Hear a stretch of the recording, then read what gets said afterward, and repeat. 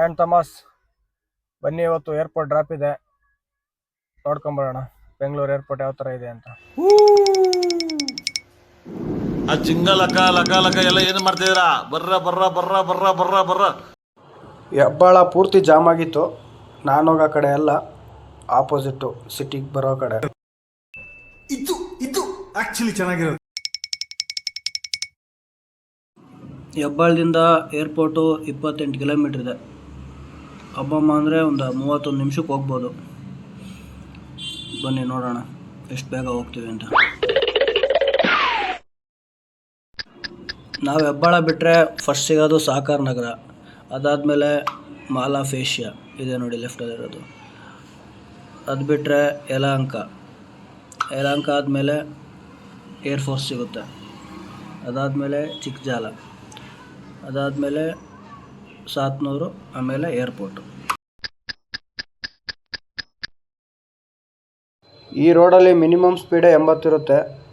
ಎಲ್ಲ ಆಲ್ಮೋಸ್ಟ್ ಅಲ್ಲಿ 100 ಮೇಲೆ ಹೋಗ್ತಾ ಇರ್ತಾರೆ. ನಿಧಾನವೇ ಪ್ರಧಾನ ಅಂದ್ಕೊಂಡು ಹೋಗ್ಬೇಕಷ್ಟೆ. ಲೆಫ್ಟಲ್ಲಿರೋದೇ ನೋಡಿ ಏರ್ಫೋರ್ಸ್ದು, ಆರ್ಮಿ ಲ್ಯಾಂಡ್ ಪೂರ್ತಿ. ಇದು ಬಿಟ್ಟರೆ ನಮಗೆ ನೆಕ್ಸ್ಟ್ ಸಿಗೋದು ಚಿಕ್ಕಜಾಲ. ಬೆಂಗಳೂರಲ್ಲಿ ನಡೆಯೋ ಏರ್ ಶೋನು ಇಲ್ಲೇ ನಡೆಯೋದು, ಬೇರೆ ಎಲ್ಲೂ ನಡೆಯೋಲ್ಲ.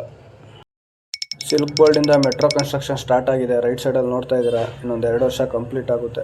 ಡೈರೆಕ್ಟ್ ಏರ್ಪೋರ್ಟಿಗೆ ಮೆಟ್ರೋ.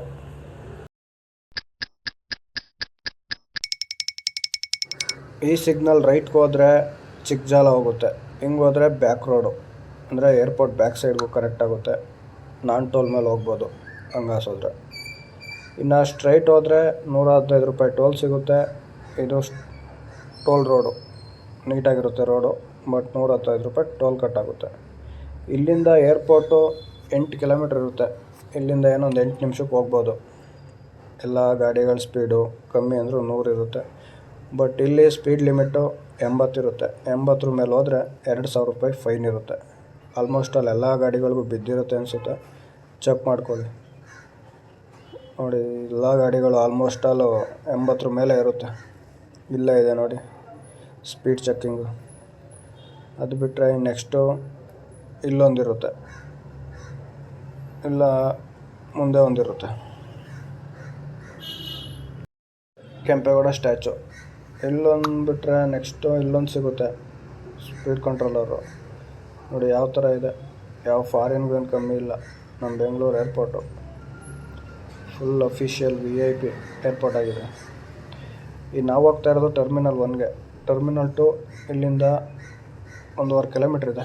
ಸ್ಟ್ರೈಟ್ ಹೋದರೆ ಟರ್ಮಿನಲ್ 2, ಸ್ಟ್ರೈಟ್ ಬಂದು ಲೆಫ್ಟ್ ಹತ್ಕೊಂಡ್ರೆ ಟರ್ಮಿನಲ್ 1. ನೋಡಿ ಯಾವ ಥರ ಇದೆ, ಫುಲ್ ಅಫಿಷಿಯಲ್ಲು. ನೋಡಿ ಇದೇ ಎಂಟ್ರಿ, ಹಿಂಗೆ ಹೋಗಿ ಇಲ್ಲೇ ಡ್ರಾಪ್ ಮಾಡೋದು. ಈ ಏರ್ಪೋರ್ಟಲ್ಲಿ ಸರಿಸುಮಾರು 38,000 ಜನ ಕೆಲಸ ಮಾಡ್ತಾರೆ ಅಂತ ರಿಪೋರ್ಟ್ ಐತೆ. ಟರ್ಮಿನಲ್ 2 ಆದಮೇಲೆ ಏನೋ ಜಾಸ್ತಿ ಆಗಿದೆ ಅಂತ ಹೇಳ್ತಾರೆ. ಫುಲ್ಲು ಕ್ಲೀನಾಗಿದೆ ನೋಡಿ. ಅವ್ರ ಪಾಡಿಗೆ ಅವ್ರಿಗೆ ಕೆಲಸ ಮಾಡ್ಕೊಂಡು ಹೋಗ್ತಾವ್ರೆ, ನಮ್ಮ ಪಾಡಿಗೆ ನಾವು ಕೆಲಸ ಮಾಡ್ಕೊಂಡು ಹೋಗ್ತಾ ಇದ್ದೀವಿ ಅಷ್ಟೇ.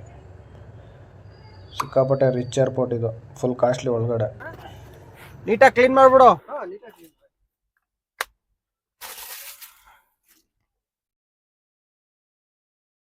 ನಾನು ಬಂದಿದ್ದು ಬ್ಯಾಕ್ ರೋಡ್ಗೆ ಕಾರ್ ತೊಳ್ಸೋಕ್ಕೆ. ಇಲ್ಲಿ ಕಾರ್ ತೊಳ್ಸೋದು ಕಮ್ಮಿ, 120 ರೂಪಾಯಿ ಅಷ್ಟೇ.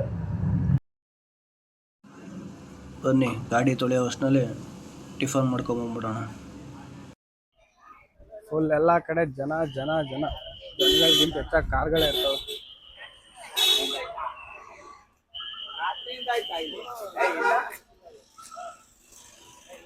ಯಾವ ಹೋಟ್ಲಲ್ಲಿ ಊಟ ಮಾಡೋದು ಅನ್ನೋದೇ ಗೊತ್ತಾಗಲ್ಲ. ಬಟ್ ಇಲ್ಲೆಲ್ಲ ಹೋಟ್ಲಿಗಿಂತ famous hotel Bhavani hotel. Wash ಆಗೈತೆ ನಮ್ಮ ಐರಾವತ. ನೋಡಿ ಹೆಂಗಿದೆ ನಮ್ಮ ಬಾಸ್ದು ಫೋಟೋಸ್. ಇಂಡಿಯಾ ಬಾಯ್ಸ್ ಗಾಡಿ ವಾಶ್ ಆಗೈತೆ, ನೀಟಾಗಿ ಮಾಡಿರಂಗೆ ಅವನೇ ಅಣ್ಣ. ಏರ್ಪೋರ್ಟ್ ಒಳಗಡೆ ಹೋಗೋಣ, ಪಾರ್ಕಿಂಗ್ ಯಾವ ಥರ ಇದೆ ನೋಡೋಣ.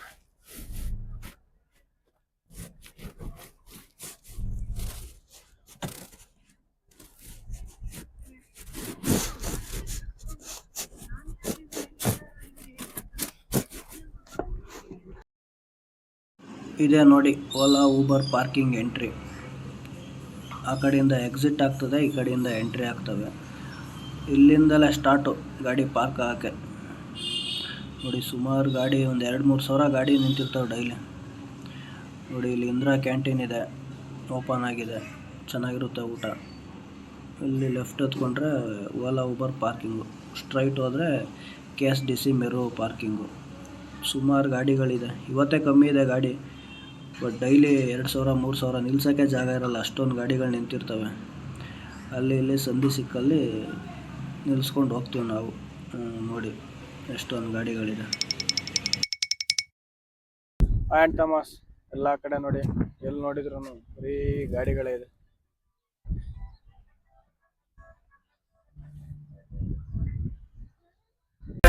Please.